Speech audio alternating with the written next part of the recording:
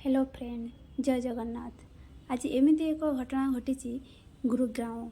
जो बापा गोटे झी जीवन भी नहीं पारे, जो बापा आज आशा भरसा विश्वास से गोटे झील को बड़ कर लालन पालन भरण पोषण दे विश्वास हाथ आगू बढ़ाए।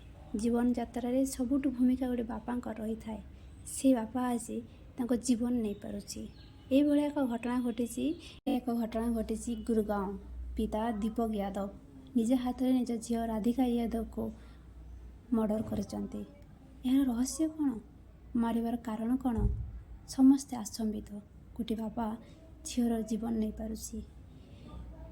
जितेबेले झीर जीवन नहीं सिवा समय सदस्य सपरिवार कौटी थिले से माने झीर सक्सेस सेटा सही पार नथिले ना तांको रील्स बनेवा टेनिस रे एकाडेमी बनेवा ना सेटा तांको असुविधा पड़ता।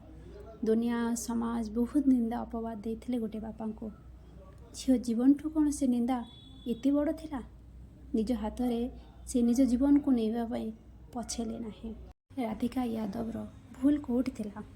से निज को सोशल मीडिया रे सब बड़े एक्टिव रखिवा ना से जने सक्सेस बनेवा? कौन थिला तांकर भूल?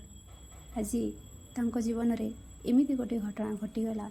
से ताकू दुनियार विदाय नवा पड़िला। समाजर निंदा कौन थिला?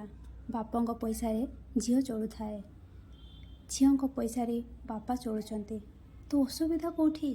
ये तो बापा झील दुहे दुहें परिपूरक। आज राधिका यादव सहित जो घटना घटी कौन से झील सहित न घटू भगवान। कौन से परिवार ये घटना न घटू। कौन से बापा मन रे ये चिंताधारा न आसू। हुए तो जगतर नाथ जगन्नाथ तो हमारी पाखे एति ही प्रार्थना जे समस्त को सद्बुद्धि सद्ज्ञान सुबुद्धि समस्त मन रे आसू।